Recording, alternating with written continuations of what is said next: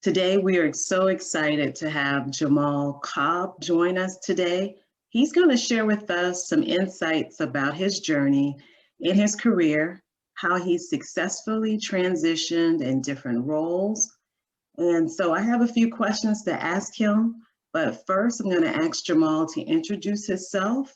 And once again, we're so excited you're spending this time with us today. Well, first of all, let me thank you, Kaisha, for having me. I'm excited about being here and sharing my journey to where I am today.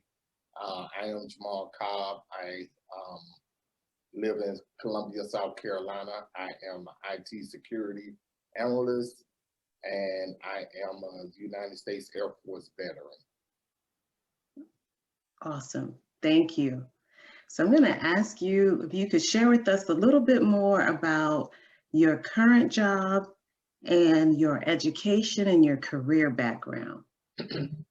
Currently, I am the risk and compliance analyst for South Carolina Department of Public Safety. That is highway patrolmen, those guys there. What I do is I pretty much do their policies for them, write their security policies for their systems. My education, I hold a associate's in information technology management. I also hold a bachelor's degree in liberal, well, that's from the Community College of the Air Force.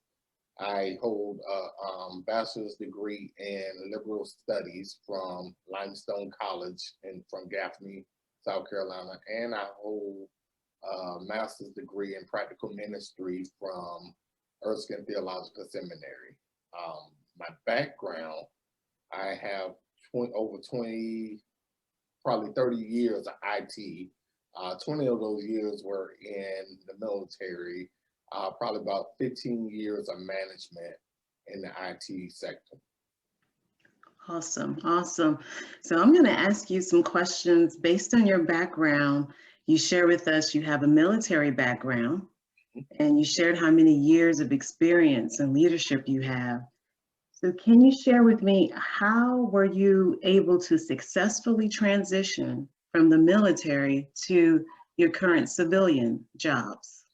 Um, what I did, while I was in the military is very big on training, education, not so much of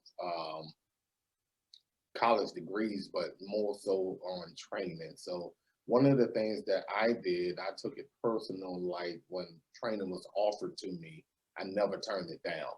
So I got as much training as possible in my career field. And then about 6 or 7 years out, I started looking at market trends as far as what type of training I need to make a good, I call it a pivot, make a good pivot or transition into the civilian world. One of the things that I wanted to do, I actually did not want to stay in DOD. I wanted to see whether I could succeed in corporate America. I have a lot of friends who got out of the military, went right back to work for DOD, but I wanted to take a different path and go in corporate America. So I started looking at the trends and things of that nature and make sure the training that I was getting would line up with the trend that was going on the outside. And that's awesome. I'm excited to hear that you said you took a few years to look at the trends. So can you share with us maybe what were the top, maybe 2 or 3 trends that you really wanted to spend your time looking at during that time? Um, I made a huge mistake. I'll tell you about that later. But the two things that I was looking at was certifications.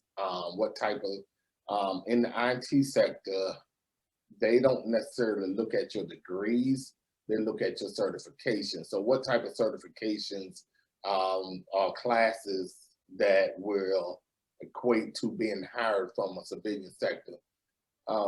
Stuff like Security Plus, CISSP.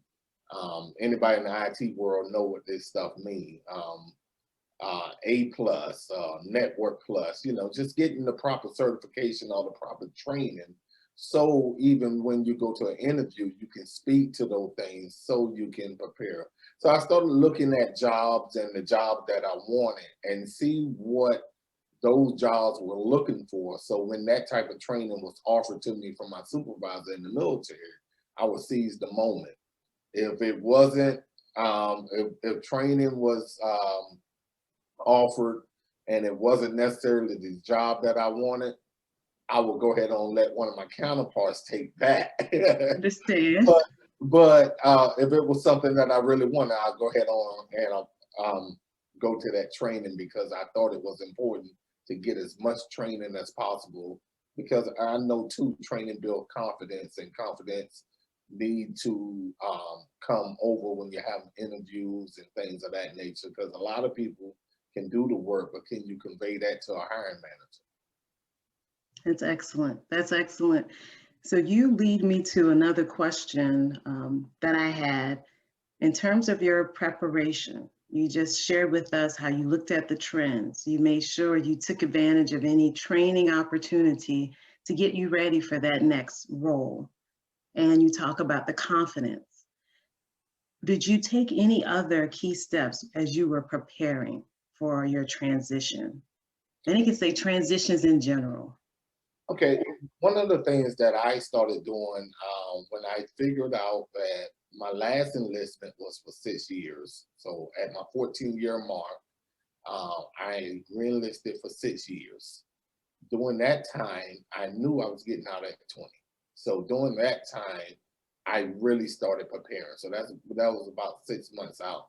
And one of the things that I did also, because you don't know how things going to be on the outside. So you're so used for 14 years now. You got to think about it. Here I was, I joined the military at 18. I had never did a resume. I had never been on an interview. So those things, you know, a lot of people don't understand how important that is. So I started developing my resume. I started looking at what I was doing and changing the verbiage from a military verbiage to a civilian verbiage. If you look at my resume now, my resume don't even look like I was in the military.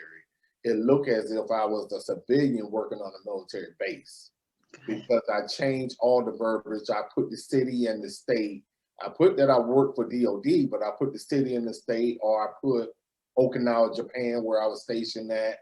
I did not put that I worked on Kadena Air Base. I put Okinawa, Japan, DOD. Just a little things that make it look like, take all the military jargon out, all the acronyms that the military use. I took those and I spelled it out so people would understand what we were talking about. And one of the things, another thing that I did to decrease my stress is I started eliminating my debt, believe it or not, because I did not know what type of jobs I was going to get when I got out and things of that nature. So I started to decrease my debt so I can make sure that I make a proper transition. So it's nothing worse than trying to make a transition when you got bills stacked on bills and you're trying to get a new job and trying to start a new career.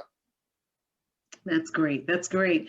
And I like that you shared that perspective too. It sounds like you reduce your debt so you could give yourself some more space in case it may have taken longer.